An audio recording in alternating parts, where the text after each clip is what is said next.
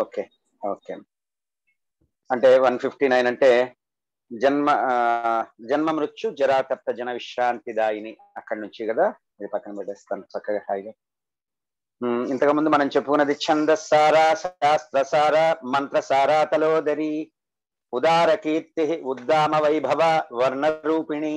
ఇవాళ జన్మ మృత్యు జరాతప్త జన విశ్రాంతిదాయిని. ఇదే ముఖ్యం మనకి. ఈ సమస్త మానవాళి కూడాను ఈ జన్మ మృత్యు జర వీటి తాపాల నుంచి కూడా విశ్రాంతినిచ్చేటువంటిది జగన్మాత అని చెప్తూ ఉన్నారు. వీటి కోసమే మనం ఇవన్నీ చేస్తూ ఉన్నది. ఇంకా చేసే ప్రతి ఆలోచన ప్రతి కర్మ కూడా దాని గురించే చేస్తూ ఉంటాము. అది కానీ దాని నుంచి దొరకనప్పుడు విశ్వతత్వమైనటువంటి జగన్మాతని మనము పట్టుకోవటం. జన్మ జననము, మృత్యు మరణము, జర వృద్ధాప్యము అనేటువంటి వికారాల చేత తప్త అంటే తప్పించేటువంటి జన అంటే మనలాంటి భక్తులకి విశ్రాంతిదాయిని, ఉపశమనాన్ని సుఖాన్ని ఇచ్చేటువంటిది. అనుష్టుప్ ఛందస్సు కదా, 16 అక్షరాలు కూడా ఒకే పాదంలో వచ్చేసినాయి ఇవన్నీ కూడాను. ఇదే మనకి ముఖ్యమైనటువంటి ఏమిటి జన్మ, ఏమిటి మృత్యువు, ఏమిటి ముసలితనము, వృద్ధాప్యము, ఇవన్నీ ఈ వికారాల చేత ఎప్పుడూ కూడా మనము తప్పించబడిపోతున్నామే అనేటువంటిది ఇక్కడ జగన్మాత యొక్క వసిన్యాది వాగ్దేవతలు ఇక్కడ అమ్మని కీర్తిస్తున్నారు. అటువంటి వారికి అందరికీ కూడా ఉపశమనాన్ని ఇచ్చేటువంటిది. పునరపి జననం పునరపి మరణం పునరపి జననీ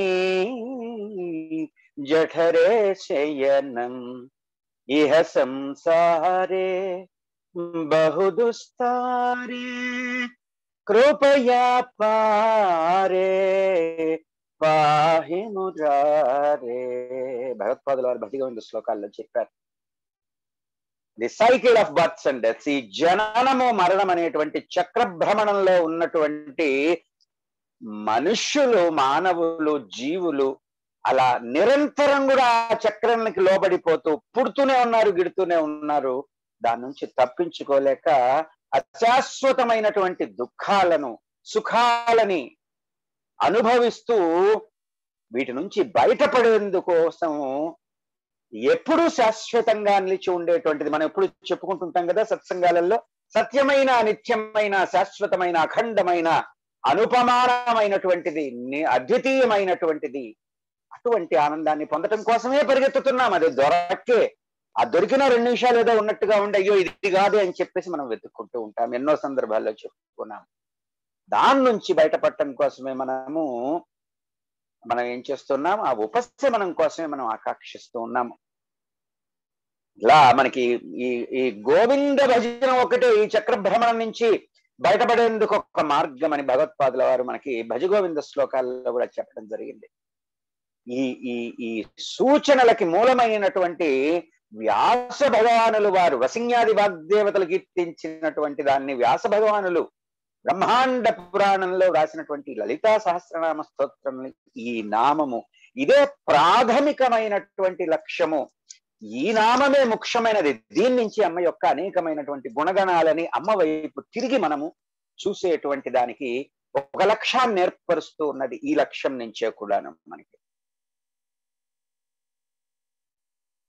అటువంటి నారాయణుని గోవిందుడి యొక్క సోదరుని భజించండి అని ఇంకొక రకంగా కూడా చెప్పినట్టయింది. ఎందుకంటే మనకి ఇంతకు ముందు చెప్పుకున్న నామాలు కొన్ని ఉన్నాయి. భవచక్ర ప్రవర్తిని, భవరోగగ్ని, ఈ 2 విరుద్ధంగా ఉంటాయి మీరు కనుక జాగ్రత్తగా గమనిస్తే. ఎందుకంటే భవచక్ర ప్రవర్తిని అని అమ్మని కీర్తిస్తూ ఉన్నారంటే జనన మరణ చక్రంలో ప్రవర్తింపజేసేది జగన్మాత అంటున్నారు. పక్కన భవరోగగ్ని అన్నప్పుడు ఈ భవ అంటే పుట్టుక అనేటువంటి ఈ పుట్టుక కలిగినప్పుడు షడ్భావ వికారాలన్నీ కలిగి మనకి పెద్దవాళ్ళం కావటం, ముసలి వాళ్ళం కావటం, ఈ వృద్ధాప్యము, ఈ ఆది వ్యాధి రోగాలన్నీ చుట్టుకోవటము, తిరిగి నశించిపోవటము, ఈ భవచక్రానుభవ రోగం పోగొట్టేటువంటిదని భవరోగగ్ని నామంలో చెప్పుకున్నాం మనం. అదేవిధంగా భవనాశిని నామంలో కూడా చెప్పుకున్నాం. ఇలా భవచక్ర ప్రవర్తికి ఈ నామానికి వైరుధ్యంగా మనకు కనిపిస్తూ ఉంటుంది. కానీ చాలా సునిశ్చితంగా మనకి సౌందర్యలహరి సత్సంగాల్లో ఎన్నో సందర్భాల్లో కూడా చెప్పుకుంటాము. నీ కర్మే, నీ ఆలోచనలు దీనికి బంధిస్తున్నది. అసలు అక్కడ ఉన్నది ఏమీ లేదు. మనకి ఉన్నటువంటి జన్మ మనకి ఎప్పుడు కూడా పవిత్రమైనటువంటిదే. కానీ మన యొక్క బుద్ధివశము చేత కర్మబంధాలకి లోనయ్యి మనము చేసేటువంటి ప్రవర్తన వల్ల మానసికమైనటువంటి సంకల్ప వికల్పాలు కలుగుతూ దాని వలన అవి సుఖదుఖ హేతువులు అవుతూ ఉండి ఈ చక్రంలో తిప్పిస్తూ ఉన్నాయి మనల్ని. దాని వలనే ఈ జన్మ అనేటువంటిది కర్మబంధమైపోతూ ఉన్నది. తిరిగి మళ్ళా ఈ సృష్టిని చేసి ఈ కర్మబంధ సంచేత ఉన్నటువంటి జీవులకి జగన్మాత ఉపశమనం కూడా కలిగిస్తూ ఉంటుంది.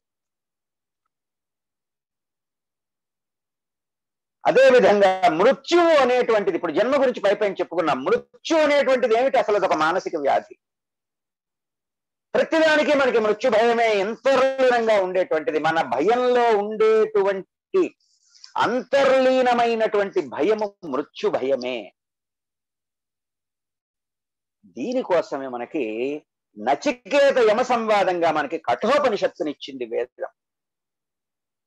మన ప్రజ్ఞా ప్రసారంలో ఏర్పడేటువంటి తాత్కాలికమైనటువంటి అవరోధమే ఈ మృత్యువు. ఎన్ని జన్మలు వస్తూ ఉన్నా పోతూ ఉన్నా కూడాను పూసలలో ఉండేటువంటి దారంలాగా నేను అనేటువంటి ఈ ప్రజ్ఞని పట్టుకొని ఈ జన్మలు అనేటువంటివి ఏర్పడిపోతూ ఉన్నాయి. దీనికి సంబంధించినటువంటి జ్ఞానోదయం అనేటువంటిది కలిగినప్పుడు అసలు మృత్యు అంటే ఏమిటనేది మనకి సంపూర్ణంగా అర్థమై అసలు ఆ భీతి తొలగిపోతూ ఉంటుంది మనకి. అదేవిధంగా జరా గురించి చెప్పుకుందాం. జర అంటే మనం చేసినటువంటి దోషాల ఫలితమే. ఆహార, నిద్ర, భయ, మైథునాలు ఎంతెంత మన మనస్సుని కల్మషపరచుకొని ఆచరిస్తూ ఉన్నామో ఈ నిత్య నైమిత్తికాలన్నీ కూడా జరాస్థితి అనేటువంటిది అంత దుర్భరమైపోతూ ఉంటుంది. ఓపికన్నప్పుడు మనకి ఇందుట్లో మనకు కలిగే సంకల్ప వికల్పాల చేత నాకు నేను లేచి చేసుకోగలని చెప్పి చేసుకుంటాము. ఉన్నవాడు కన్నవాడు ఎవడు కూడా దగ్గర లేనప్పుడు ఈ జర అనేటువంటిది అంటే వృద్ధాప్యం అనేటువంటిది సంభవించినప్పుడు ఏమీ ప్రయోజనం ఉండదు. మనస్సులో సంస్కారాలన్నీ ఏర్పడిపోయినాయి. అప్పటికే గట్టిగా కట్టేసుకొని కూర్చున్నాం మనం. ఆలోచనలు, కర్మలు చేసి చేసి చేసి ఇదే నిజము, ఇదే నిజము, నేననుకున్నదే సత్యము అనేటువంటి అనుభవాలని కలిగి ఉన్నాం. కాబట్టి ఇంతకు ముందు చేసినటువంటి ఆలోచనలు, కర్మల నుంచి కూడాను అహం అనేటువంటి దానికి లోనయ్యి దేహభ్రాంతితో మనోబుద్ధి చిత్తహంకారాల ప్రవర్తనతో నేను అంటే ఇదే అనుకొని మనము చిట్ట చివరికి జర అనేటువంటి స్థితి, వృద్ధాప్య స్థితికి వచ్చినప్పుడు ఆ సంస్కారాల వాసనని తొలగించుకోలేము. అంతదాకెందుకు నిన్న అనుకున్నది గట్టిగా పట్టుకొని కూర్చున్నది మనకి ఈ రోజున తొలగించుకోగలమా? ఎంత కష్టపెట్టేస్తూ ఉంటుంది ఒక మాట అంటే. దాని వెనకాల ఉన్నటువంటి సత్యాన్ని మనం గ్రహించుకోలేం కదా. కాబట్టి ఈ జర అనేటువంటిది, ఈ వృద్ధాప్యము అనేటువంటిది కూడాను మనము ఎంతో కాలంగా పుట్టినప్పటి నుంచి, పెరుగుతున్నప్పటి నుంచి, పెద్దవాళ్ళం అవుతున్నప్పటి నుంచి మనం చెప్పేది ఒకటి, ఒకళ్ళకి మనం చేసేది ఒకటి. కాబట్టి అటువంటి స్థితిలో వృద్ధాప్యంలో ఇంక అసలు మనకి ఇవన్నీ పోవు అంత తొందరగా. లేచా చేసుకోలేము, కళ్ళతో చూస్తూ ఉంటాము, మనస్సు అతలాకుతలమైపోతూ ఉంటుంది, రోగాలు చుట్టుముట్టుకొని కూర్చుంటాయి. కాబట్టి ఈ జన్మ మృత్యు జరా బాధలన్నీ కూడాను మనకి పూర్వ దోషాల వలన కలుగుతూ ఉన్నాయి. ఇటువంటి వాటితో తప్పించబడేటువంటి తన యొక్క భక్తులందరూ కూడా తన యొక్క తప్పులని తెలుసుకొని పశ్చాత్తాపం కలిగి సన్మార్గంలో జీవించేట్టుగా జ్ఞానోదయం కలగ చేసి వారి జీవితాలను చక్కదిద్ది జగన్మాత వారికి ఉపశమనాన్ని కలగజేస్తుంది అని ఇక్కడ వసిన్యాది వాగ్దేవతలు చెప్పారు. కాబట్టి ఈ పుట్టుక, చావు, ముసలితనము ఇటువంటి వాటి వలన తప్పించబడేటువంటి తనవైనటువంటి భక్తులకి ఉపశమనాన్ని కలగజేసేటువంటిది జగన్మాతే అనేటువంటి చెప్తున్నారు. తర్వాత నామం సర్వోపనిషదుద్ఘృష్ట. సర్వ సకల ఉపనిషత్తుల చేత కూడా ఉద్ఘృష్ట బహుధా ప్రతిపాదించబడింది, ప్రశంసించబడింది. జగన్మాత. ఓం జాతవేదసే సునవామ సోమమరాతీయతో నిదహాతి వేదః. దుర్గా సూక్తం. సనః పరిషదతి దుర్గాణి విశ్వానావేవ సింధుందురితాత్యగ్నిః తామగ్నివర్ణాం తపసాజ్వలంతీం వైరోచనీం కర్మఫలేషు జుష్టాం దుర్గాం దేవీం శరణమహం ప్రపద్యే సుతరసితరసే నమః. ఇలా కర్మకాండ జ్ఞానకాండ ఈ రెండూ కూడా కలిసి ఉన్నటువంటివే వేదము. వేదం అంటే ఏమిటి? సత్యము, సనాతన సత్యము, ఎప్పుడు ఉండేటువంటి సత్యము. నిన్న ఉండి ఇవాళ లేక మళ్ళీ ఎల్లుండి ఉండేటువంటి సత్యం కాదు. ఆ రకంగా మనకి మనమే సత్యం కాము. మనం అనుకునేటువంటి మనం పుట్టక ముందు లేము, ఆ తర్వాత ఉండబోము కొంతకాలం తర్వాత. అటువంటి సనాతన సత్యం చేత అనేకమైనటువంటి ముఖ్యంగా కర్మకాండ జ్ఞానకాండ అనేటువంటివి కలిసి ఉన్నాయి. అటువంటి అతి ముఖ్యమైనటువంటి మళ్ళీ వేరే సంకలనం చేస్తే వచ్చేటువంటి ఉపనిషత్తులు, అందుకే వాటిని వేదాంతాలు అన్నారు.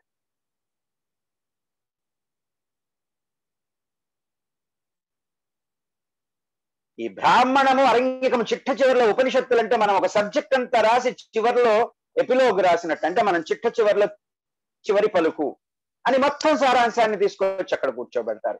అటువంటి ఉపనిషత్తుల సారం మళ్ళీ మనకి భగవద్గీత, ఒక రకంగా లలితా సహస్రనామం కూడాను. అలా ఈ వేదాల యొక్క చివరిలో ఉన్నాయి కాబట్టి దీన్ని వేదాంతము అని చెప్పారు ఈ ఉపనిషత్తులని. వేదాల యొక్క అంతంలో ఉన్నటువంటి అధ్యాయాలు కాబట్టి, లేకపోతే విభాగం కాబట్టి దీన్ని వేదాంతము అని చెప్పారు. మోక్షం అనేటువంటి దాన్ని పొందటం కోసము, యోగ జీవన విధానాన్ని గడపటం కోసము కూడాను ఈ ఉపనిషత్తులే, ఈ వేదాల యొక్క సారమే మనకి ఉపయోగపడుతుంటాయి. వేదాలకి అంతంలో చెప్పారు కాబట్టి వేదాంతాలని, వేద శీర్షాలని లేదా శృతి శిరస్సులను కూడా చెప్తూ ఉంటాము. జ్ఞానులైనటువంటి వారు, విబుధ జనులైనటువంటి వారు, పండితులు అందరూ కూడా ఎప్పుడు గౌరవించేటువంటి, ఎప్పుడు ఉత్సుకత చూపి దీంట్లో ఉన్నటువంటి సారాంశాన్ని తెలుసుకుందాము, దాన్ని జీవిద్దాము, కేవలం తెలుసుకోవటమే కాదు. ఇలా ఈ ఉపనిషత్తుల్లో ప్రతిపాదించబడేటువంటి విషయాలన్నీ కూడా జగన్మాత గురించి, జగన్మాత సృష్టి గురించి, సృష్టి ప్రణాళిక గురించి అన్నీ కూడా ఇక్కడ జగన్మాత శక్తి యొక్క పరంగానే ఉంటూ ఉంటాయి. ముఖ్యంగా కేనోపనిషత్తు జగన్మాత యొక్క శక్తి సామర్థ్యాలను వివరిస్తూ అనేకమైనటువంటి సంఖ్యలో మనకి ఇవన్నీ కూడా మనకి ఉపనిషత్తులు ఉన్నప్పటికీ కూడాను అందరం కూడా తప్పకుండా చదవలసినవి ముఖ్యమైనటువంటివి ఉపనిషత్తులు 10 ఉన్నాయి. మన సౌందర్య లహరిలో కూడా చెప్పుకున్నాము. అవన్నీ కూడా వాటికి భాష్యం రాశారు భగవత్పాదుల వారు. ఈశావాస్యోపనిషత్తు, కేనోపనిషత్తు, కఠోపనిషత్తు, ప్రశ్నోపనిషత్తు, ముండకోపనిషత్తు, మాండుక్యోపనిషత్తు, ఐతరేయోపనిషత్తు, తైత్రీయోపనిషత్తు, ఛాందగ్యోపనిషత్తు, బృహదారణ్యకోపనిషత్తు, ఇవి ముఖ్యమైనటువంటివి. ఇవన్నిటిలో కూడా జగన్మాత యొక్క తత్వం అనేటువంటిది ప్రతి చోట కూడా నొక్కి వక్కాణిస్తూ ప్రతిపాదించేశారు. మనం ఈ విషయాన్ని ఇంతకు ముందు చెప్పుకున్న ఒక నామంలో శృతి సీమంత సింధూరీ కృతపాదాబ్జ ధూళిక అని చెప్పేసి, ఇక్కడ శృతులు అన్నప్పుడు వేదాలు ప్రతిపాదికగా మనం చెప్పుకున్నాం. అలా జగన్మాత సర్వ ఉపనిషత్తుల్లో కూడాను అనేకముగా బహుధా కూడా ప్రశంసించబడి ప్రతిపాదించబడింది. ఈ ఉపనిషత్తులు ఏమిటి? ఎల్లప్పుడూ ఉన్నటువంటి సత్యములు.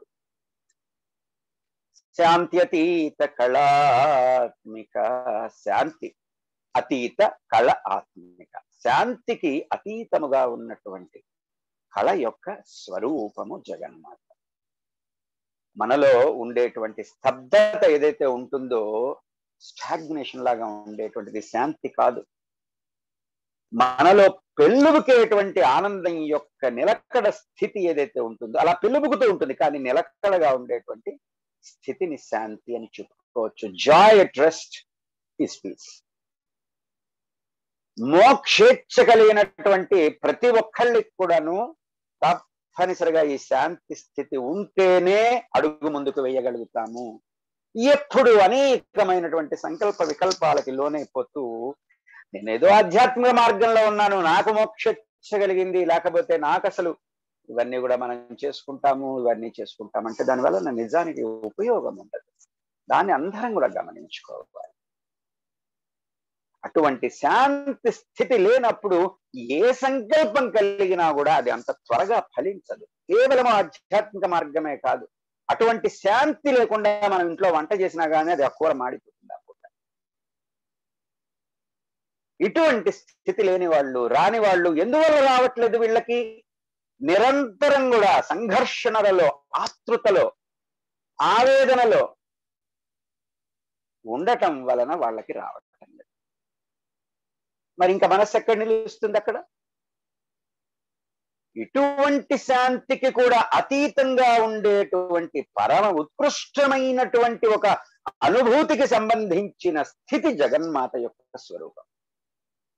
దీనికి మనకి యోగ రహస్యాలలో కూడా మనం చెప్పుకుంటూ పోతున్నప్పుడు సహస్రదళ పద్మంలో బిందు స్థానంలో నిన్న కూడా చెప్పుకున్నాము, సహరహసి పత్యావిరహసి ఆత్మతత్వమైనటువంటి పతిగా అక్కడ సంకేతిస్తూ ఉన్నటువంటి శివుడితోటి కలిసి ఉన్నప్పుడు తప్ప మనకి ఇటువంటి అనుభూతి అనేటువంటిది, శాశ్వతమైనటువంటి అనుభూతి దక్కుతుంది తప్ప ఇతర సమయాలన్నీ కూడా బాహ్యపరమైనటువంటివి కదా. అబ్బా నా ప్రశాంతంగా ఉందనుకుంటా, మళ్ళీ ఇంకోటి ఏదో వచ్చి మీద పడుతుంది. ఎందువలన? మాయ వలన, అమాయకత్వం వలన, సత్యాన్ని గ్రహించలేకపోవడం వలన. కానీ ఇక్కడ సహస్రదళ పద్మంలో బిందు స్థానంలో జగన్మాత అర్ధనారీశ్వర తత్వము అంటే జీవ పరమ తత్వాల యొక్క సంయోగము వలన సిద్ధి, యోగ సిద్ధి కలిగినప్పుడు నిరతిశయమైనటువంటి జగన్మాత యొక్క జ్ఞాన స్వరూపంగానే మనం దర్శిస్తూ ఉంటాం. శాంతికే అతీతమైనటువంటి ఒక దివ్య కళాస్వరూపము జగన్మాత అని చెప్పుకోవచ్చు. గంభీర, గంభీర అంటే గంభీరంగా ఉండేటువంటిది జగన్మాత. ఏమిటి గంభీరము? లౌకికంగా మనం ఏదో కూర్చొని మనలో ఏమన్నా బయటికి మాట్లాడకుండా అట్లా మామూలుగా మనకి లౌకిక వ్యవహారాల్లో గంభీరంగా ఉన్నారనుకుంటాం. అది కాదు. దానికి నిండుతనం అనేటువంటిది గంభీరానికి మామూలుగా అవసరమైన లక్షణం. ఇటువంటి నిండుతనం అనేటువంటిది ఐశ్వర్యము, జ్ఞానము, బలము, వీరత్వము ఇటువంటి వాటన్నిటితో కూడా పూర్తిగా ఉంటే అది విశ్వతత్వమైనటువంటి జగన్మాత యొక్క స్వరూపమే అవుతుంది. ఎంత అన్వేషించుకుంటూ పరిశోధించుకుంటూ పోతూ ఉన్నా, నువ్వు ఎన్ని తెలుసుకుంటూ ఉన్నా తెలియనివి ఇంకా చాలానే ఉంటూ ఉంటాయి. ఎందుకంటే వెతుకుతున్నాం, బయట వెతుకుతున్నాం కదా. ఈ సృష్టి జీవితకాలం సరిపోదు అలా వెతుకుతూ కూర్చుంటే. ఈ సృష్టిలో తెలిసిన దానికన్నా తెలియవలసింది కొన్ని 1000 రెట్లు, 1000 రెట్లుగా ఉంటూ ఉంటుంది. What is not revealed in this world is more than what is revealed. ఒడ్డున కూర్చొని సముద్రాన్ని చూస్తే ఏం కనిపిస్తాయి? అలలు కనిపిస్తాయి. అబ్బా సముద్రం ఇట్లా ఉందని మనకేదో తెలిసినట్టుగా మాట్లాడుతూ ఉంటాం. కానీ ఆ లోతుల్లోకి, సాగరం లోపలికి వెళుతూ ఉన్న కొద్దీ కూడాను కొత్త కొత్త విషయాలు, ఎప్పుడూ చూడనివి, విననివి కూడా తెలుస్తూ ఉంటాయి. ఇట్లా తెలిసిన వాటికన్నా కూడా తెలియనివి ఎన్నో ఉంటూ ఉంటాయి. ఇటువంటి లక్షణాలు ఉన్నది కాబట్టి ఆ సముద్రాన్ని గంభీరము అని చెప్తారు. లోతులు ఎట్లా ఉన్నాయనేది తెలియదు. అలాగే చోటు, స్పేస్ కూడా ఏమీ తెలియనట్లు అమాయకంగా ఉన్నా ఎన్నో విషయాలు ఈ స్పేస్, ఈ చోటులో ఉన్నాయి. ఈ విశ్వం అనేటువంటి ఆకాశంలో ఉన్నాయి. జగన్మాతకి సముద్రం లాగాను, చోటు లాగాను ఈ యొక్క లక్షణం ఉండబట్టే గంభీర అని చెప్పడం జరిగిందనమాట. ఇన్ని లక్షణాలున్నా మన ఊహలకు కానీ, వాక్కులకు కానీ మనల్ని ఏం చెప్తూ ఉంటే, లేకపోతే ఇంకోళ్ళు చెప్తూ ఉంటే వినటం వలన కూడా దక్కేది కాదు. కొంత అమ్మ వైపు మరలటానికి మనస్సును తిప్పటమే అంతే. ఆ మనస్సును తీసుకెళ్లి మనస్సుకు అతీతంగా తీసుకువెళ్ళినప్పుడే అమ్మ దక్కేది. ఎంతో ధ్యాన నిష్ట ఉంటే గానే జగన్మాత ద్యోతకం కనిపించదు మనకి. గగనాంతఃస్థ, గగనాంతః ఆకాశం యొక్క చివరి స్థానంలో ఉండేది. సముద్ర గాంభీర్యంతో మనం చెప్పుకున్నాం ఇంతకు ముందు నామము. అంత లోతుని కలిగి ఉన్నటువంటి లక్షణం అయితే ఇప్పుడు అంత ఉపరితల స్థానంలో ఆకాశ ఉన్నత్యంతో పోల్చబడి ఎంత ఎత్తుకైనా వెళ్ళేటువంటి సూక్ష్మతమైనటువంటి, సూక్ష్మము, సూక్ష్మతరము, సూక్ష్మతమము అటువంటి దీన్ని మనం ఏం చెప్పొచ్చు అంటే రేడియేటింగ్ క్యారెక్టరిస్టిక్ అని చెప్తాము. అంటే వికరణాత్మక లక్షణం కలిగిందిగా మనం చెప్పుకోవాలి జగన్మాత. ఇంతకు ముందు నామంలో మనకి జగన్మాత స్థూల గంభీర లక్షణాన్ని చెప్తే ఇక్కడ సూక్ష్మమైనటువంటి లక్షణాన్ని చెప్తూ ఉన్నాము. కాబట్టి ఈ స్థూల సూక్ష్మ లక్షణాలు ఏవైతే అంత తేలిగ్గా దొరకవో, ఎంత లోతుని ఎంత ఎత్తుని కలిగి ఉన్నాయో, ఆద్యంతాలని పట్టుకోవటం ఎంత కష్టమో అది జగన్మాత యొక్క స్వరూపం. ఈ గగనం ఇప్పుడు చెప్పుకునే గగనాంత హస్థ అనేటువంటి నామంలో పరిపూర్ణమైనటువంటి గగనం ఇది. దీనికి అంతం లేదు. దీన్నే మన వాళ్ళు పురాణాలు ఏం చెప్పారంటే అదితి, దేవతల యొక్క తల్లి, మూల ప్రకృతి. దీని నుంచే కూడా ఈ సమస్త విశ్వంలో ఈ చోటు, ఈ గగనం అనేది ఉంది కాబట్టి అక్కడ గోళాలు నిలవగలిగినాయి. ఆ గోళాలలో వస్తు సముదాయాలు, కొండలు, కోనలు, పర్వతాలు, ఔషధులు, జీవులు. ఇక్కడ శూన్యం లేకపోతే నేనే ఉండను, మీరే మనం ఎవరు కూడా ఉండలేం. కాబట్టి సృష్టికి మొట్టమొదటమైంది ఆకాశం. ఉన్నతత్వంలో కూడా, విశాలత్వంలో కూడాను, సూక్ష్మత్వంలో కూడాను జగన్మాత ఆకాశం కంటే కూడా మిన్నగా ఉన్నది అనేటువంటిది చెప్పచ్చు. ఆకాశంలో ఉన్నదే జగన్మాత, ఆకాశ స్వరూపమే జగన్మాత నుంచి వచ్చింది అని చెప్పుకోవాలి. గర్విత, గర్విత అంటే గర్వం చెందింది. అదేంటంటే అమ్మవారి గర్వం ఉండొచ్చుగా, నాకు ఉండకూడదా అనుకోకూడదు. మనం తెలుసుకుందాము. రాగము, క్రోధము ఇవి జగన్మాత యొక్క ఆయుధాలని సూచించేటువంటి లక్షణాలు. రాగం దేనికి? రాగస్వరూప పాషాఢ్య క్రోధాకారాంకుశోజ్వల చెప్పుకున్నాం నామాలు. ఈ రాగం పాశానికి, క్రోధం అనేటువంటిది అంకుశానికి కూడా చెప్పుకున్నాము. అలాగే గర్వం, ఏకఛత్రాధిపత్యాన్ని శ్రీమాత, శ్రీ మహారాజ్ఞి,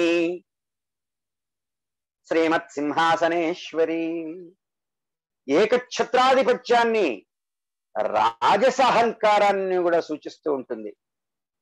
అయితే ఇక్కడ జగన్మాత యొక్క గర్వం అనేటువంటిది ఇక్కడ గర్విత అనేటువంటి నామంలో చెప్పేటువంటిది ఏంటంటే పరవశత్వాన్ని సూచిస్తూ ఉంటుంది. అంటే ఈ పరవశము అంటే పరమేశ్వర వశంలో ఉన్నటువంటిది జగన్మాత గర్వంగా ఉంటుంది. ఎవరా పరమేశ్వరుడు? అక్కడ అవ్యక్త స్వరూపంలో ఉన్నటువంటి సృష్టి కారకుడు. అక్కడ శక్తితో కలిసినందువలనే సమస్త సృష్టి కూడా దృగ్గోచరమానమవుతుంది. అటువంటి పరమేశ్వర వశంలో ఉన్నటువంటి జగన్మాత గర్విత. ఈ గర్వాన్ని ఈ దేహానికి తిప్పి తిప్పి కొడితే మళ్ళా తెల్లారులేస్తే అవమానాల పాలైపోతాం ఈ గర్వాలు పెట్టుకుంటే. అది ఎప్పుడు అటువంటిది కాదు. ఫ్లాలెస్, దోషవర్జిత. అలాగే ఈ బ్రహ్మాండంలో అంతంలో లోతుగా ఉన్నటువంటి కేంద్రం నుంచి కూడా ఉపరితలంలో ఉన్నతంగా మనకి ఉన్నటువంటి ఆకాశం దాకా కూడాను జగన్మాత యొక్క శక్తి గర్వంగా ఆనంద పరవశత్వంతో డోలనాలు చేస్తూ ఉన్నటువంటి చైతన్య స్వరూపిణి జగన్మాత. గానలోలుప, గానంలో లోలుప, ప్రీతిగా నిమగ్నమైనది జగన్మాత. గానం అంటే ఇష్టం కలిగినటువంటిది. జగన్మాతని మన ముందు నామంలో కూడా చెప్పుకుంటాము. సామగాన ప్రియ అనే నామం వస్తుంది. అదేవిధంగా గీతలో కూడా కృష్ణ భగవానుడు చెప్తారు, వేదానాం సామ వేదోస్మి. కాబట్టి వీరిద్దరూ నారాయణ స్వరూపమే కదా. సరసి జన్నాభ సోదరి. ఆ స్వరూపానికి ఇక్కడ పురుష స్వరూపం ఇస్తే నారాయణుడు అవుతున్నాడు అమ్మ. శక్తి స్వరూపాన్ని ఇస్తే అదే అమ్మ, అదే నారాయణుడు ఇక్కడ అమ్మ స్వరూపంగా మారుతున్నాడు. కాబట్టి ఇక్కడ ఇద్దరికి కూడా సామవేద గానం అంటే చాలా ఇష్టం అని చెప్పుకోవచ్చు గానలోలుపల. దీన్ని బట్టి కూడా జీవుడు కూడా సామగానలోలుడై పరవశుడై అంటే పరమునందు లీనమై పరవశుడై, the lower consciousness sublimating to higher consciousness, నిరతిశయ పరవశత్వాన్ని అంటే ఆనందాన్ని అటువంటి సామవేద గానము. ఇంద్రియాలతో మనం ఆనందించే గానం అన్నిటి కూడా మనకి నిజంగా చెప్పాలంటే, ఆధ్యాత్మిక దృష్టితో చెప్పాలంటే అది అన్నిటికంటే తక్కువైనటువంటిదే. మనస్సుతో ఆనందిస్తూ ఉన్నప్పుడు అది మధ్యమంగా ఉంటుంది. మనస్సు లీనమై పరవశం చెంది ఆనందాన్ని అనుభవించేటువంటి అసలైన సంగీత గానం ఏదైతే ఉందో అది గొప్పదైనటువంటి గానం. నిరంతరమైనటువంటి సాధన, క్రమశిక్షణ ఉంటే కానీ మనస్సుని కూడా లీనమయ్యేటువంటి ఈ ఉత్తమమైనటువంటి గాంధర్వ గానం అనేటువంటి దొరకదు తొందరగా. ప్రాణ సామవేద. సామవేదంలో లయమవడం అంటే ప్రాణశక్తిలో లయమైపోవటమే. ప్రాణానికి గుండెకి కూడా ఇలాంటి సంబంధం ఉండబట్టే ఒక లయ, ఒక ఆవర్తన, ఒక పీరియాడిసిటీ, ఒక దాన్ని ఒక మాత్ర, ఇన్ని మాత్రల కాలము ఒకే రకంగా ఎన్నేళ్లు కొట్టుకుంటున్నా ఈ లయలో విసుగు ఉండదు. 100లో విసుగు వచ్చిందంటే మనిషి ఉండడు ఇక్కడ. కాబట్టి గానంలో పరవశత్వం అనేటువంటిది పతాక స్థాయిలో కూడా ఉన్నప్పుడు అందరూ కూడా పరవశులైపోతారు. అంటే ఆ భగవంతుడిలో ఆ యొక్క సంగీత శక్తిలో లీనమైపోతారు. సౌందర్యలహరిలో కూడా చెప్పుకున్నాం, సరస్వతీదేవి వీణ వాయిస్తూ కచ్చపి వీణని మీటుతూ ఉండి శివుడి యొక్క వీరగాథలు చెప్తూ ఉంటే జగన్మాత ఆహా ఓహో అనే మాటలే సరస్వతీదేవికి సిగ్గును తెప్పించాయిట. లలితా త్రిపుర సుందరి పరాభట్టారికి అక్కడ కూర్చొని ఆహా ఓహో అన్నదా కదులుతూ ఉన్నప్పుడు చెవుల యొక్క ఆ శబ్దాలకి ఆమె పలికేటువంటి ఆహా ఓహో పలుకులే గంధర్వగానం కంటే మిన్నగా ఉన్నాయిట. కచ్చెపి వీణని, ఆ వీణని తెచ్చే బట్టను తీసుకొచ్చి మూసి పక్కన కూర్చుందిట. అమ్మ ఆహా ఓహో అంటుంటేనే ఎంత అద్భుతంగా చెప్పారు భగవత్పాదుల వారు చూడండి.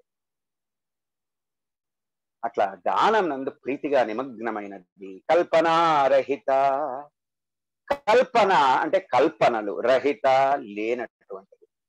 కల్పనలు అంటే ఏమిటి? కల్పించబడేటువంటిది. నిజంగా మనకి ఈ జీవితం కూడా కల్పించబడింది, అక్కడ లేదు. అది అర్థం చేసుకోవాలంటే సాధనలో కొంత ముందుకు వెళ్ళవలసి ఉంటుంది.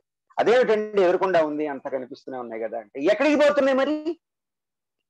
మనం పోయిన దాకా అక్కర్లా. ఈ సుషుప్తి అనే అవస్థలో ఎక్కడికి పోతున్నాయి? నిత్యం మనం ఉండేటువంటి సుషుప్తి అవస్థలో. అందువల్ల ఒక సందర్భంలో ఉండి ఇంకో సందర్భంలో లేనప్పుడు అది నిజం ఎలా అవుతున్నది? కల్పించబడేటువంటివి కల్పనలు. మనం చేస్తే, మనంతట మనంగా ఆలోచన చేస్తే వచ్చేటువంటివి సంకల్పాలు. మనం సంకల్పిస్తే పనులు కావచ్చు, కాకపోవచ్చు. కానీ లోపల నుంచి జగన్మాత సంకల్పంగా వస్తే ఏ పనైనా ఆగదు, దిగ్విజయం అయిపోతుంది. దీనికే మనం చెప్పుకున్న మ్యాన్ ప్రపోజెస్, గాడ్ డిస్పోజెస్ అన్నమాట. వికల్పాలు ఏంటి? మనకి ఒకటి కాకపోతే ఇంకొకటి, ఆల్టర్నేటివ్స్ అంటాం. ఆ లక్షణం కలిగి ఉంటుంది.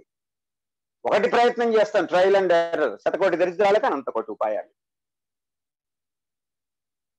మనం చేసే వాటిలో సంకల్పాల కన్నా ఈ వికల్పాలే ఎక్కువ తగలబడుతుంటాయి.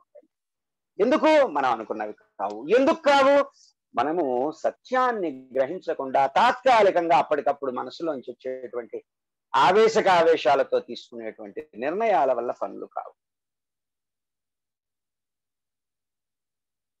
కాబట్టి ఇటువంటి వికల్పాలు మనలో మనమే జరుపుతున్నంత వరకు కూడాను జగన్మాత సంకల్పంగా రాదు. ఆత్మ సమర్పణ భావం కలిగి ఉండాలి. మనలో ఆ కల్పనలని మారినప్పుడు జగన్మాతే మన సంకల్పంగా దిగొస్తుంది.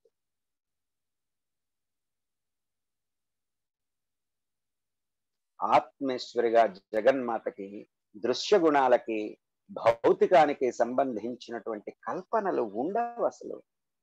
అందుకే జగన్మాత కల్పనారహిత అని చెప్పారు. కాష్ఠ. కాష్ఠ అంటే అర్థం ఏమిటి? ఒక ప్రమాణమైనటువంటి కాలము, time, the dimension of time అన్నమాట. అలాగే చోటు, ఈ స్పేస్ నిండా కూడా ఉన్నది అమ్మవారి. ఎందుకంటే ఇవి వచ్చిందే జగన్మాత యొక్క మూల ప్రకృతి తత్వం నుంచి కూడాను. అలాగే కాలాన్ని గాని, చోటుని గాని కొలవటానికి మూల ప్రమాణం ఏమిటో తెలిసిన కాష్ఠ. కాబట్టి ఈ కాష్ఠ అనేటువంటిది దేశ కాలాత్మకంగా ఉండే జగన్మాత యొక్క ఒక చిన్న ప్రమాణంగా దీన్ని తీసుకుంటాను.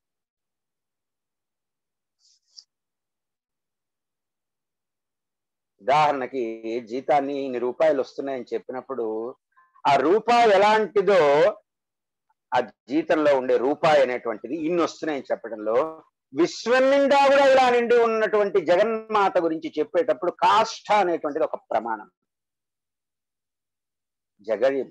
శివయ్య గగనం లాంటి వాడైతే జగన్మాత దిక్కు లాంటిది. ఇక్కడ గగనాత్మకుడైనటువంటి శివుణ్ణి భీమ అనే శబ్దంతో పిలుస్తాం మనము. అలాగే దిక్కుల యొక్క స్వరూపిణి అయినటువంటి జగన్మాతని మనం కాష్ట అని పిలుచుకుంటాం.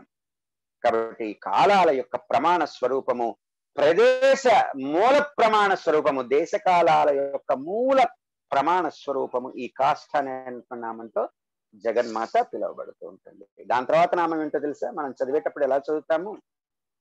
కాష్ట కాంత కాంతార్థ విగ్రహాన్ని చదువుతాము, కానీ మనకి కాంత అనేటువంటి నామం ఇంతకు ముందు వచ్చేసింది.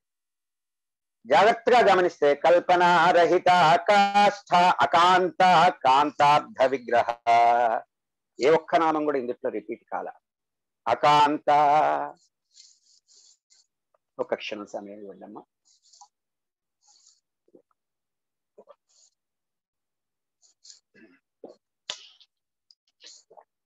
అకాంత దగ్గర మనం 300 చిల్లర నామంలో కాంత అనే నామం మనం చెప్పుకున్నాము.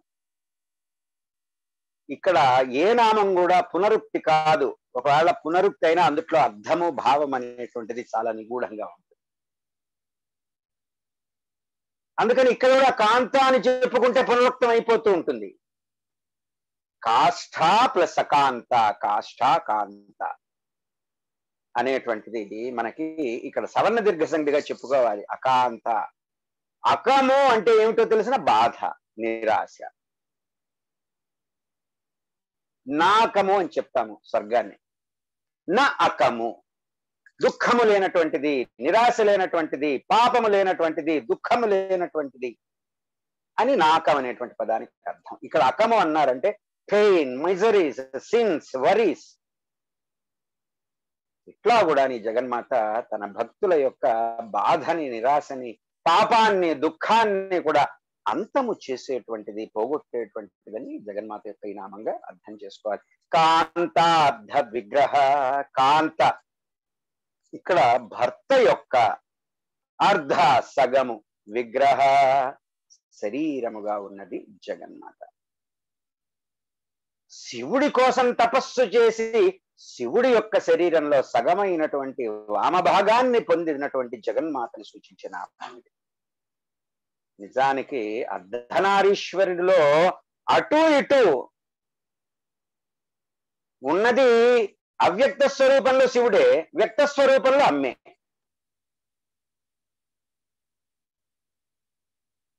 భౌతిక విగ్రహ స్వరూపంగా చూస్తే ఉన్నది అక్కడ జగన్మాత. క అంత, కాంత. ఈ క అనేటువంటి కకారం అనేటువంటిది అంత, ఈ అంతాన్ని కూడా సూచిస్తూ ఉంటాయి. ఈ రెండూ కూడా కలిగినటువంటిది. ఈ క అంటే ఏమిటి మరి?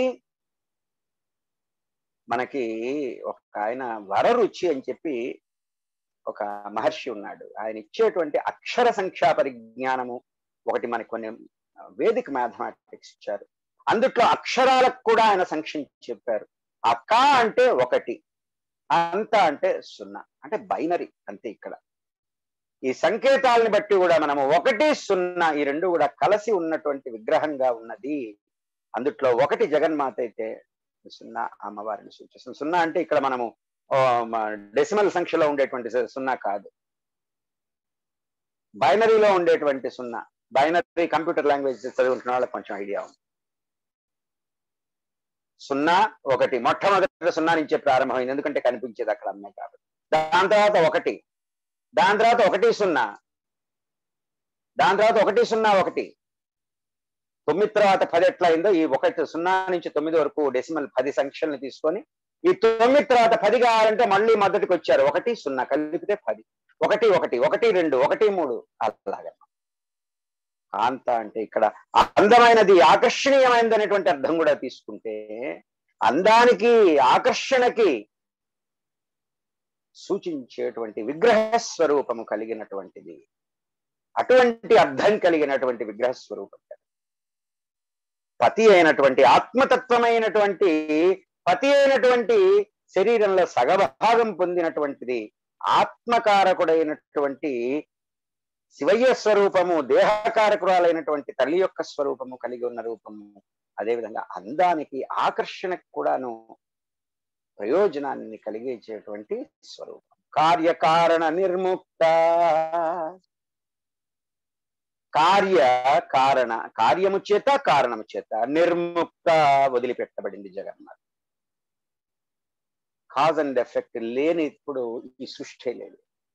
ఈ సృష్టి అనేటువంటిది కార్యకారణ సంబంధము వలననే సృష్టించబడింది.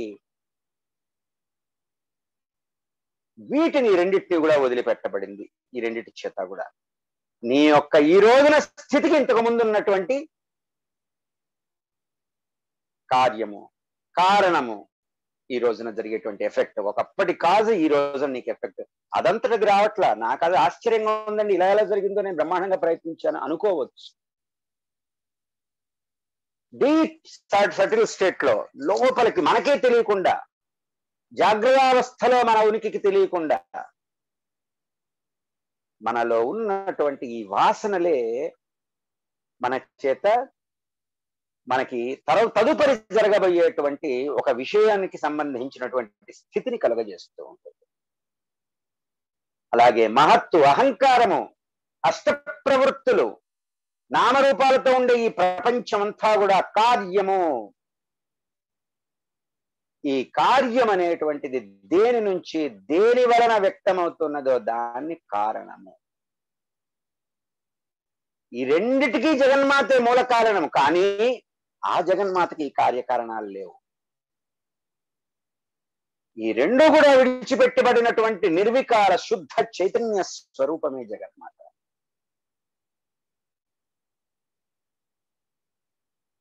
నతస్య కారణంచ విద్యతే అంటే వేదవాక్కు. కార్యకారణాలతో నిమిత్తం లేదు, కార్యకారణాల చేత విడిచిపెట్టబడింది. కామకేళి తరంగిత. కామ అంటే ఇక్కడ అనేకమైనటువంటి అర్థాలు మనకి. ముఖ్యంగా కామేశ్వరుడు, కాముడు. కేళి, క్రీడా విశేషము చేత. తరంగిత, పరంపరలుగా వచ్చేటువంటి తరంగముల వంటిది జగన్మాత. మామూలుగా కామకేళి అంటే మనకి మన్మథ క్రీడ అంటే అది గుర్తుకు వస్తుంది. కానీ ఇక్కడ కామ శబ్దానికి మన్మధుడు కాదు, కామేశ్వరుడు. సౌందర్యలహరిలో భగవత్పాదులు చాలా గొప్పగా చెప్తారు వీటికి సంబంధించి. శివుడు అనేటువంటి అర్థము. ఇది కూడాను కామము అంటే కోరిక అక్కడ, అంతే. ఒక విషయం పట్ల ఆసక్తి. ఇవాళ కాస్త ఇది వేడివేడిగా మనము పిజ్జా తెప్పించుకొని తిందాం, అదొక ఆసక్తి, అదొక కోరిక, అదొక కామం. ఇవి మూడు రకాలు: మహాకామము, సాంసారిక కామము, యోగ సంబంధమైనటువంటి కామం. ఈ మహాకామం అనేటువంటిది ఈ ఆసక్తి, మన్మధుడు రతి, ఈ ఆసక్తి కోరిక. ఇటువంటిది పుట్టిన తర్వాత మనకి ప్రతి ఒక్క దాని మీద ఆసక్తి ఏర్పడిపోతూ ఉంటుంది. కానీ అటువంటి మన్మధుడు పుట్టక పూర్వమే ఒక కోరిక ఉన్నది. మనకి వేదాలలో చాలా చక్కగా చెప్తారు. ఇదం సర్వం పురా సృష్టిరేకమేవా ద్వితీయం. ఇదంతా కూడా సృష్టికి పూర్వం ఒకానొక శక్తి, రెండవది కూడా లేని ఏకమైనటువంటి శక్తి. ఆ శక్తికి సృష్టి చేయాలనేటువంటి సంకల్పం కలిగిందని చెప్పారు. మరి అది కోరికేగా, ఆసక్తిగా. దాంట్లో గొప్పదైనటువంటి అర్థాలు కూడా చెప్పారు. అది మహాకామము. ఈ సాంసారిక కామంలో మనకి ఎన్నొస్తున్నా, ఎన్ని పోతున్నా, నాకు ఇంకా ఇది కావాల్సిందే, అది కావాల్సిందే, ఇంకో 10 ఇళ్ళు కట్టుకోవాల్సిందే, ఇంకో 4 బళ్ళు కొనుక్కోవాల్సిందే. ఇది సాంసారిక కామం. ఇక యోగ సంబంధమైన కామం ఆ గొప్ప శక్తి కాదు, కానీ ఆ గొప్ప శక్తి పట్ల ఆసక్తిని కలిగి ఉండటము, మోక్షని మోక్షం అనేటువంటి ఇచ్చని కలిగి ఉండటం కూడా ఒక కామమే కదా, కోరికే కదా. అది యోగ సంబంధమైనది. కాబట్టి నిరంతరం కూడా అలలు వచ్చే విధంగా అనంతమైనటువంటి ఈ విశ్వ తరంగాలు ఏవైతే జరుగుతూ ఉన్నాయో అటువంటి ఈ సంకల్పాలనేటువంటి కేళిలో కామేశ్వరుడితో సహకరిస్తూ తరంగంలాగా వర్తించేటువంటి ఈ విశ్వశక్తి జగన్మాత అని చెప్పుకోవాలి. కనత్ కనక తాటంక, కనత్ ప్రకాశించేటువంటి, కనక బంగారు, తాటంక కర్ణాభరణాలు కలిగినటువంటిది. కనత్ అనేటువంటి పదాన్ని మనము వెలుగు కూడా, శబ్దానికి కూడా సంబంధించినటువంటి విశేషంగా మనం చెప్పుకోవాలి. ఈ వెలుగుకి శబ్దానికి కూడాను అవినాభావ సంబంధం అనేటువంటిది ఒకటి ఉంటుంది. ఒకవైపు మనకి శబ్దపరంగా మొట్టమొదట ఆకాశతత్వం నుంచి శబ్దము అనేటువంటిది తన్మాత్ర కదా, వచ్చినటువంటి శబ్దం ఏంటి?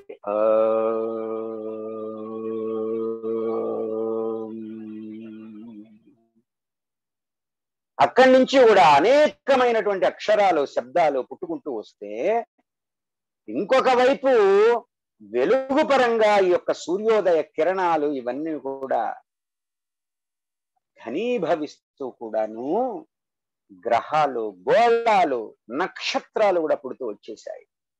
జగన్మాత నిత్య చైతన్య స్వరూపము. జగన్మాత ఆనందంలో ఇలా చెప్పుకున్నాం కదా, కర్ణాభరణాలు అలా తల పంకిస్తే చాలు అమ్మ, అందమైనటువంటి ధనులు పుట్టుకొస్తూ ఉంటాయి. కమనీయమైనటువంటి ధనులు, మెరుపులలాగా రమణీయమైనటువంటి వెలుగులు కూడా ప్రసరిస్తూ ఉంటాయి. దాని మీద రిఫ్లెక్షన్స్ అన్ని పడి, పైగా ఈ కర్ణాభరణాలు ఏమిటి? తాటంకాలు. తాటంక యుగళీ భూత తపనోడు పమండల. ఏం చెప్పారు అక్కడ? తాటంక యుగళీ భూత మనం చెప్పుకున్నాం. మామూలువి కావివి, తాటంకాలు. అంటే ఏం తాటంకాలు? సూర్య చంద్రగోళ సంబంధమైనటువంటి, సూర్య చంద్రాదుల ఈ సమస్త విశ్వాన్ని కూడా నడిపించేటువంటి ఆ రెండు సూర్య చంద్రులు అనేటువంటివి లేకపోతే విశ్వమే లేదు, క్షణంలో నశించిపోతుంది. ఈ రెండిటి వల్ల కూడాను శబ్ద తరంగాలు, వెలుగు తరంగాలు శృతి లయబద్ధంగా ప్రసారమై ఈ సమస్త విశ్వం కూడాను గ్రహ తారకాదులతో జగత్ సృష్టి, జగత్ పరిపాలనలన్నీ కూడా చక్కగా నిర్వహిస్తూ ఉన్నదమ్మ. అమ్మ శక్తే. నాకు తలక్రిందులైపోవటానికి ప్రపంచము నా బుద్ధే కారణము తప్ప మనము విశ్వంలో, విశ్వ రచనలో ఎక్కడా కూడా లోపం లేదు. విరించ సంచిన్వన్ విరచయతి లోకాన లోక అవికలం అని చెప్పారు. అమ్మ సంకల్పంతో అమ్మ ధూళికణాన్ని సంపాదించుకొని బ్రహ్మంతటి వాడు అవికలము కాకుండా విశ్వరచనను చేస్తూ ఉంటే, మన బుద్ధికి కాకపోతే, మన కర్మవశం చేత మనకి వచ్చిన ఒక దౌర్భాగ్యపు లక్షణం కాకపోతే కష్టం అనేటువంటిది అసలు ఎక్కడుంది చెప్పండి, ఆలోచించండి. మనస్సులో తప్ప, సంస్కారాలకు లోబడినటువంటి మనస్సులో.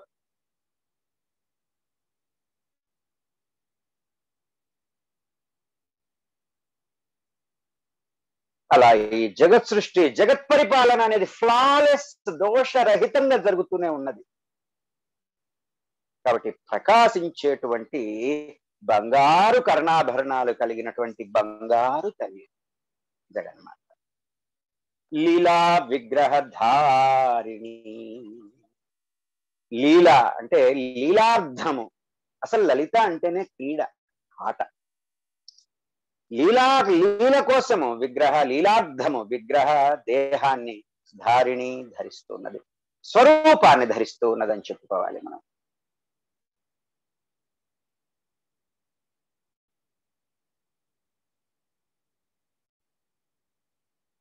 కాబట్టి చాలా సింపుల్ గా మనం చెప్పుకోవాలంటే, ఇందులో చాలా కొంచెం గూఢార్థాలు ఉన్నాయి, కానీ మనం ఇంకొక శ్లోకం కూడా చేసుకుందాం.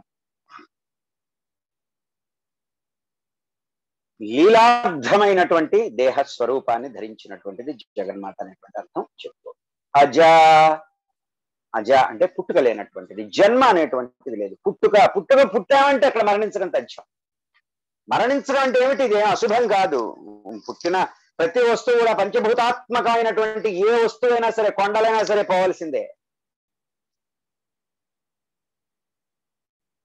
పుట్టటం అనేటువంటిది షడ్భావ వికారాలు, జన్మ మరణాలు ఉన్నటువంటి బాహ్యతత్వానికే ఉంటుంది, లేదా పంచభూతాత్మకమైనటువంటి ప్రకృతి తత్వానికి ఉంటుంది. ఎప్పుడు ఉండేటువంటి జగన్మాతకి అమ్మ పుట్టక పూర్వము, అమ్మ ఈ విశ్వం పుట్టక పూర్వం నుంచే ఉంది. ఈ విశ్వం వచ్చింది అమ్మ నుంచి. పుట్టక పూర్వము, పుట్టినప్పుడు, పోయిన తర్వాత ఈ స్థితులు అనేటువంటి జగన్మాతకి అసలు వర్తించవు. అంటే జగన్మాత ఆద్యంతాలు లేనటువంటి ఆత్మస్వరూపిణి. అంతేకాదు పుట్టటము, షడ్భావ వికారాలు చెప్తాను. పుట్టడం అనేది జరిగిందా, పెరగటం అనేది ఉంటుంది, ఉండటము అనేటువంటిది ఉంటుంది, మార్పు చెందటము, కృషించటము, నశించటము, ఇవన్నీ షడ్భావ వికారాలు. ఇవేవి ఉండవు జగన్మాతకి.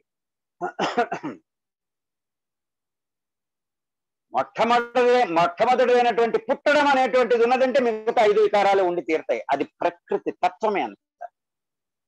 అందుకే మనం అంతా పుట్టాము అంటే పెరుగుతాము, ఉంటాము, ఉన్నట్టుగా ఉంటుంది, మళ్ళీ కొన్నాళ్ళ తర్వాత ఉండం, అది వేరే సంగతి. మార్పు చెందుతూ ఉంటాము, కృషించిపోతాము, చివరికి నశించిపోతాము. ఏది నశించిపోయేది? ఈ దేహము, మనోబుద్ధి చిత్త అహంకారాలు, ఇంద్రియాలే. అందుట్లో ఉన్నటువంటి జగన్మాత చైతన్య శక్తి ఎప్పుడు నశించదు. అసలు పుట్టడం అనేటువంటిదే లేనప్పుడు మిగతా 5 ఆ వికారాలకు కూడా మనకి అవకాశమే ఉండదు. కాబట్టి అసలు ఇక్కడ పుట్టుకే లేనటువంటిది జగన్మాత అని చెప్పారు. అజ క్షయ వినిర్ముక్త. క్షయ వినిర్ముక్త, క్షీణించటము, క్షయం అంటే తెలుసు కదా, క్షీణించటం అనేటువంటి దాని నుంచి కూడాను వినిర్ముక్త, విడిచిపెట్టబడింది జగన్మాత.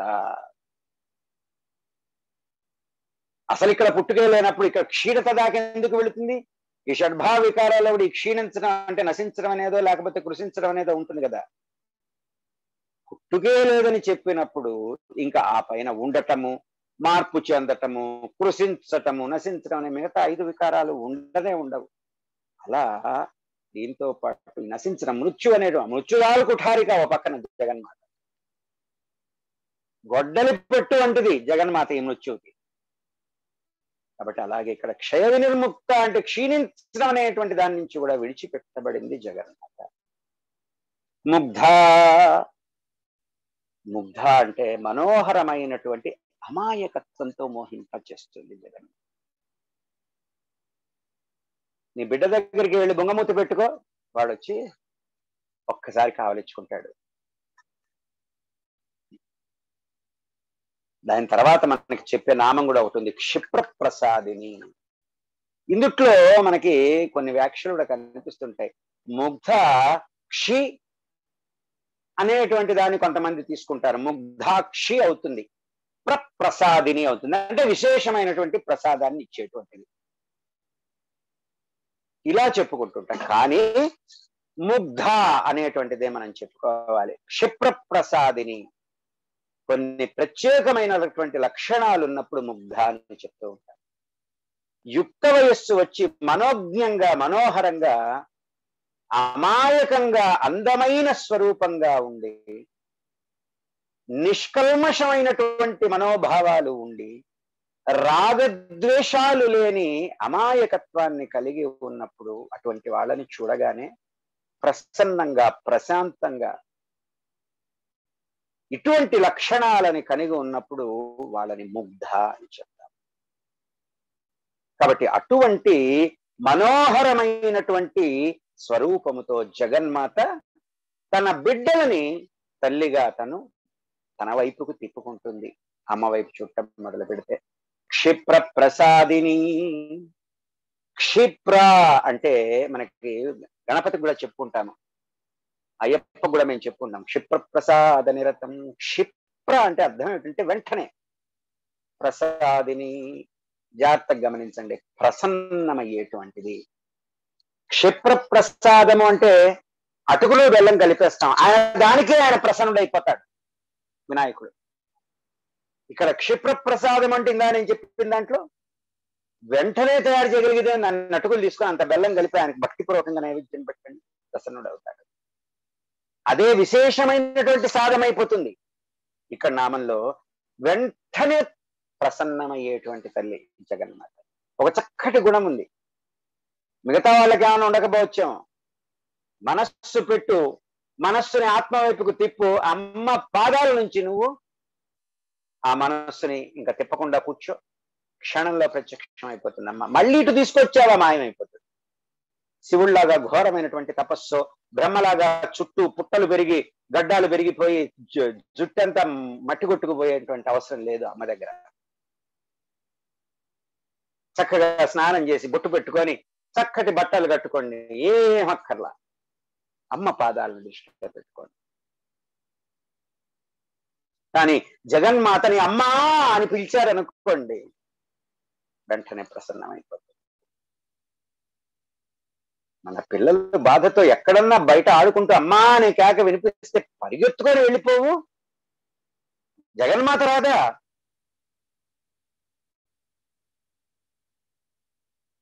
నన్ను చూడు, నన్ను విడిచిపెట్టకు, నన్ను విడిచిపెట్టి నువ్వు ఎక్కడికో పారిపోయి అమ్మా అని బాధపడితే కష్టం కదా.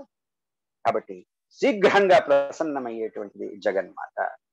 అంతర్ముఖ సమారాధ్య, ఈ నామం ఈ శ్లోకంతో ఆపుకుందాము.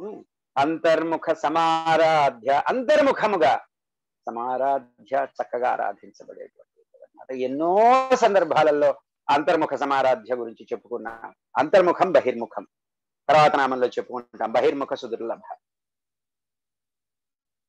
ఏ రకమైనటువంటి ఆరాధనకైనా ముందు చిత్తశుద్ధి ఉండాలి.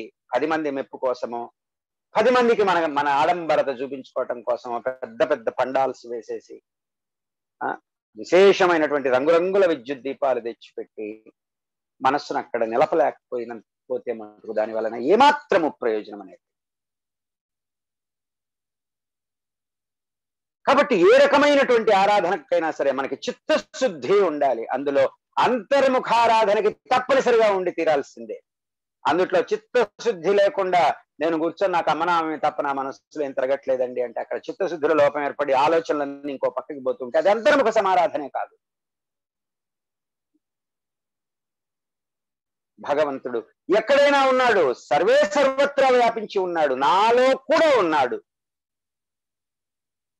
గీతలో కూడా చెప్పారు కదా, ఈశ్వర సర్వభూతానాం హృద్దేశే అర్జున తిష్టతి, అహం బ్రహ్మాస్మి, యజుర్వేద మహాభారతం. దేహో దేవాలయ ప్రోక్తో జీవో దేవ సనాతన, మహాన్యాస వ్యాప్తి వాక్యాలు. ఇవన్నీ కూడా అంతర్ముఖ ధ్యానంలో ప్రాధాన్యం వహిస్తాయి, ఎక్కడో కాదు. బాహ్య ప్రపంచం మీద, దేహం మీద ధ్యాస నశించిపోవాలి. మనలోని ఆత్మకి ఆరాధించేటువంటి దేహో దేవాలయో ప్రోక్త జీవో దేవ సనాతన, ఆత్మతత్వమే భగవంతుడు లోపల ఉన్నట్టు. దీని మీద అసలు చాలా గొప్పదైనటువంటి వ్యాఖ్యలు మనం చేసుకోవాల్సి ఉంటుంది. అది ఇంకో సందర్భంలో చేద్దాం, ఈ సమయంలో కాదు. నాలో ఉన్నటువంటి ఆత్మ ఆరాధించేటువంటి ఏ స్వరూపం అయితే ఉందో సమైక్యతని చెందించాలి, సత్వగుణ ప్రధానాన్ని కలిగి ఉండాలి, అత్యంత శ్రద్ధతో నిష్ఠ కలిగినటువంటి బుద్ధితో మనలోనే ఉన్నటువంటి ఆత్మస్వరూపంగా జగన్మాతని ఆరాధించటమే అంతర్ముఖ సమారాధన. చాలా క్లుప్తంగా చెప్పాను.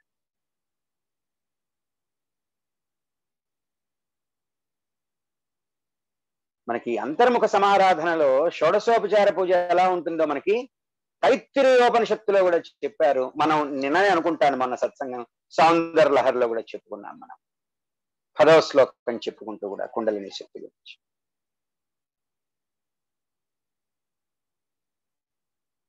అదేవిధంగా కుండలిని యోగపరంగా అన్నిటికీ కూడా సమన్వయం అనేటువంటిది ఏర్పడినప్పుడు అది అంతర్ముఖ సమారాధన అయిపోతుంది. చిత్తవృత్తులన్నీ తీసుకెళ్లి ఆత్మతత్వమైనటువంటి అమ్మ జగన్మాత యొక్క వైపుకే మళ్లించి ఆరాధించటమే అంతర్ముఖ సమారాధన. ఎవరో ఎక్కడో ఏదో గుళ్ళో ఒక చిన్న విగ్రహంగా భావన చేసి ఇంకా మిగతా అంతా కూడా కష్ట నష్టాలుగా కనిపిస్తూ ఉంటుంది ప్రపంచం. మరి అక్కడ లేదా అమ్మ? ఉన్నది. సమస్తము వ్యాపించి ఉన్నది. మన ఇంట్లో, మన గదిలో ఒక చిన్న విగ్రహ రూపంలో ఉన్నది జగన్మాతని పరిమితం చేయటానికి మనకి వీలు లేనటువంటి స్థాయికి తీసుకువెళ్ళగలిగేది అంతర్ముఖ సమారాధన. అటువంటి చక్కగా ఆరాధించబడేది. బహిర్ముఖ సుదుర్లభ, బహిర్ముఖమైనటువంటి అన్వేషణతో చేస్తే ఏమాత్రం కూడా వశం కాదు జగన్మాత. ఏ విధమైనటువంటి ఆరాధనకైనా క్రమశిక్షణ, శ్రద్ధ, భక్తి ఇవి ముఖ్యం. ఇవి ఉన్న వాళ్ళకే సామర్థ్యం అనేటువంటిది ఏర్పడుతుంది. చిత్కళ అనేటువంటి శ్రీ విద్య యొక్క పరమోత్కృష్టమైనటువంటి ఆనంద స్థితి దక్కుతాయి. కానీ చాలా మంది ఏం చేస్తాము, క్రమశిక్షణ దగ్గర దిగబడిపోతూ ఉంటాము. ఆ క్రమశిక్షణే లోపించిపోతూ ఉంటుంది. ఇంకా అక్కడే ఆగిపోయినప్పుడు ఇంకా భక్తి శ్రద్ధ ఎట్లా కుదురుతాయి మనకి? కాబట్టి ఇటువంటి లక్ష్యము అంతర్ముఖమైనప్పుడు ఇంకా సులువు అయిపోతూ ఉంటుంది జగన్మాత దొరకటం. కానీ ఈ బహిర్ముఖులైనటువంటి తత్వాన్ని కలిగి ఉన్నప్పుడు ఎప్పుడూ కూడా బహిర్ముఖ తత్వం నుంచి అంతర్ముఖ తత్వంలోకి మారాలి. బహిర్ముఖమేం తక్కువేం కాదు, దాన్ని మనం ఏం తక్కువ చేయాలి. కానీ అదే సత్యము అనే దాన్నే పట్టుకొని కూర్చుంటే ఉత్కృష్టమైనటువంటి స్థానాన్ని మనం చేరుకోలేము. అందుకే బహిర్ముఖులకు ఏమవుతుంది, అవరోధాలు, ఆటంకాలు. 4 రోజులు చేస్తాం కష్టపడి, తర్వాత ఏదో చిన్న కష్టంగా నేను ఇంత చేస్తున్నా నాకేమి అసలు దేవుడు ఉన్నాడా అని ప్రశ్నలు వేసేవాళ్ళు ఉన్నారు.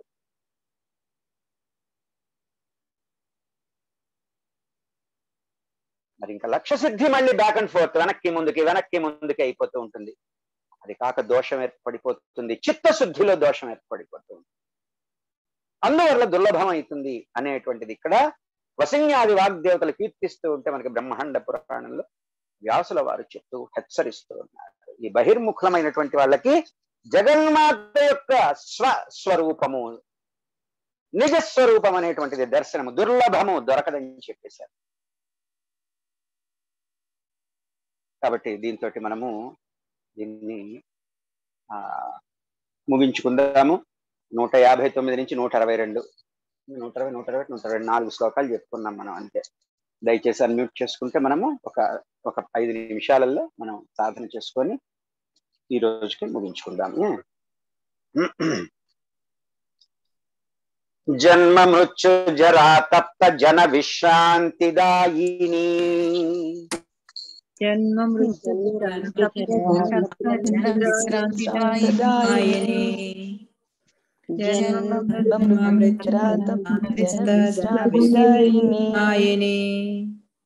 సర్వోపనిషదుద్ఘుష్ట శాంత్యతీత కళాత్మికా,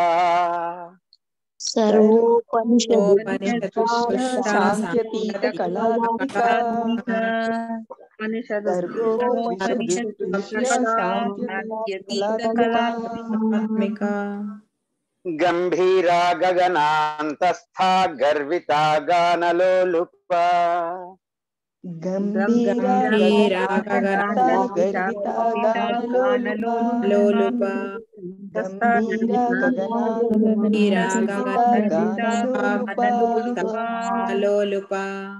కల్పనారహితా కాష్ఠా కాంతా కాంతార్థ విగ్రహ,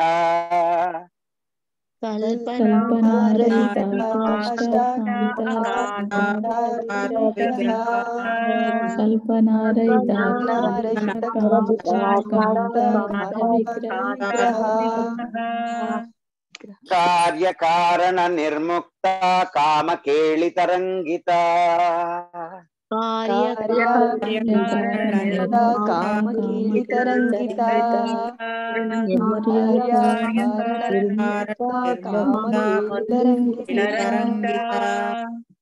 కనత్ కనక తాటంక లీలా విగ్రహధారిణి,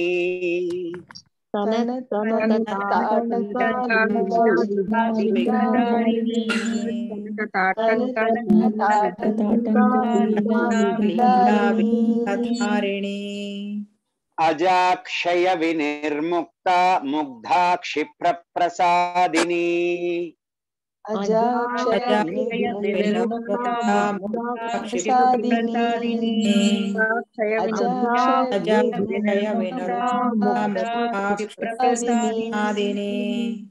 అంతర్ముఖ సమారాధ్య బహిర్ముఖ సుదుర్లభ